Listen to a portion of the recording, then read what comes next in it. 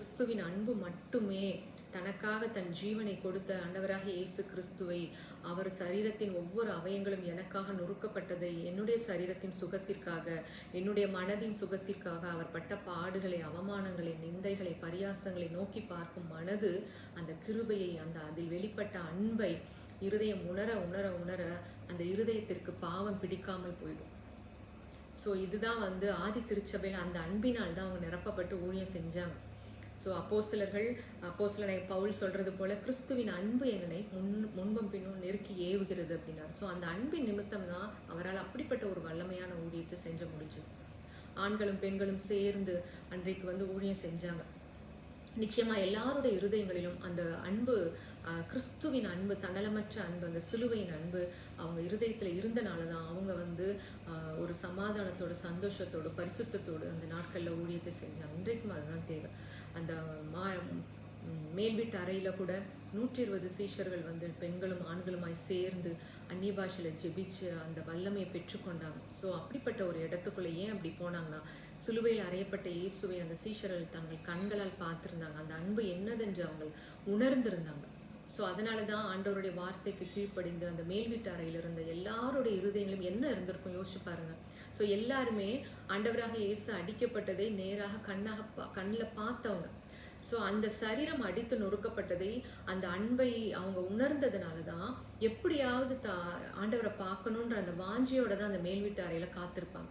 வேற என்ன அவங்ககிட்ட ஜெப குறிப்பு இருந்திருக்கும் யோசிச்சு பாருங்க. தன்னோடு அந்த 3 வருடம் அவங்களோட இருந்து ஊழியம் செஞ்சு எத்தனையோ நன்மைகளை பெற்றுக்கொண்டாங்க. அவருடைய அன்பை நிச்சயமாக ரியலைஸ் பண்ணியிருப்பாங்க. ஸோ இதெல்லாம் பார்த்த பிறகு அவர் அன்றைக்கு எருசலேம் வீதிகள் அடிக்கப்பட்டு நொறுக்கப்பட்டு நிர்வாணமாக எடுத்து பார்த்துருப்பாங்க. நமக்கு பிரியமான ஒருத்தரை அப்படி அடித்து கொண்டு அப்படிப்பட்ட ஒரு கோரமான மரணத்தை அவர் அனுபவித்ததை பார்த்திருக்கிற அந்த 120 பேருடைய இருதயங்களிலும் கிறிஸ்துவின் அன்பு மட்டும்தான் இருந்திருக்கும். எப்படியாவது அவரை நாம் மீண்டும் பார்க்க மாட்டோமா? நம்ம இவ்வளவாய் நேசித்த கர்த்தரை நம்ம கண்கள் முன்பாக அடிக்கப்பட்ட அந்த இருதயங்கள், அவங்க இருதயங்கள் நொறுங்கி போயிருக்கும் அன்பினால்.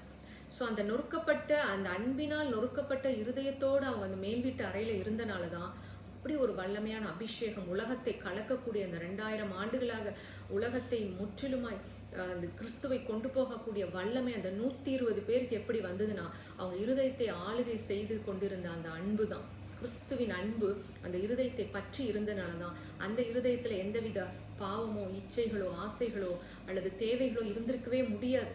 ஏன் அப்படின்னா, அந்த கிறிஸ்துவை நேராக அவங்க அடிக்கப்பட்டு அந்த மரணத்தை கண்டவர்கள், அவங்க அன்பை ருசி பார்த்தவர்கள், எப்படியாவது அவரை நம்ம மீண்டும் பார்க்க மாட்டோமான்ற அந்த ஒரே ஏக்கம், அந்த தேவை மட்டும்தான் அவங்க மனசுல இருந்திருக்கும். ஸோ அதனால தான் அந்த இடத்துல அப்படிப்பட்ட ஒரு அன்பின் அபிஷேகம், பரிசுத்த ஆவியானவர் இறங்கி இன்றைக்கு உலகம் முழுவதும் கிறிஸ்துவை கொண்டு போகக்கூடிய வல்லமை. அதே மாதிரி இந்த கடைசி நாட்களும் ஆண்டவர் அப்படிப்பட்ட ஒரு அன்பின் ஆவியை எல்லாருடைய இருதயங்களிலும் ஊற்றுவாராக, சிலுவையின் அன்பு. அப்பொழுது இப்படிப்பட்ட எல்லா விதமான வெறுப்புகளும், விரோதங்களும், குரோதங்களும் சபையிலிருந்து நீங்கி போய் கிறிஸ்துவின் அன்பு மட்டும்தான். அவங்க எல்லாரும் அந்த இடத்துல ஒரு மனதோடு கூடியிருந்தாங்க. ஸோ அவங்க இருதயம் எல்லாம் கிறிஸ்துவை பற்றியதாக மட்டுமே தான் இருந்தது. அந்த ஒரு மனதோடு அவருடைய முகத்தை பார்க்க வாஞ்சிக்க ஆசையோடு அந்த இடத்துல அவங்க கூடியிருந்தனால தான் அப்படிப்பட்ட ஒரு அபிஷேகம் ஊற்றப்பட்டது உலகம் முழுவதும் வரும். அதே மாதிரி இன்றைக்கும் எல்லா சபைகளிலும் ஒரே மனதோடு ஆண்டவருடைய நேசத்தினால் நிறைந்து இந்த ஊழியமும் இந்த சபையும் கிறிஸ்துவின் அன்புக்காகவே ஜனங்கள் ஏவப்பட்டு நெருக்கப்பட்டு அந்த இடத்துக்கு வரும் பொழுது நிச்சயமாக உலகத்தை ஆதி திருச்சபை எப்படி கலக்கியதோ அதே மாதிரி உலகத்தை அசைக்கக்கூடிய ஒரு சபையாக மாறும். ஆனால் இன்றைக்கு அந்த பிரிவினைகள் மாறி போகும்.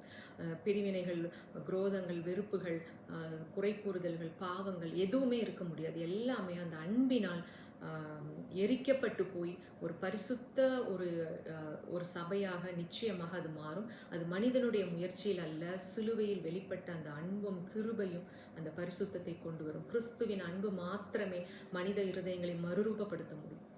ஸோ இந்த அதிகாரம் படிக்கும் பொழுது இன்றைய நாட்களில் இது ஆண்டவர் நம்மளோட பேசி இருக்கிறார். நிச்சயமாக நம்முடைய இருதயங்களும் சிலுவையில் அறையப்பட்ட கிறிஸ்துவின் அன்பினால் நிரப்பப்படுவதாக, மற்றவர்களை மறுரூபப்படுத்தக்கூடிய இருதயமாக மகிமை நிறைந்த வாழ்க்கை வாழும்படியாக ஆண்டவர் நம்மளை அழைத்திருக்கிறார். ஆமென்.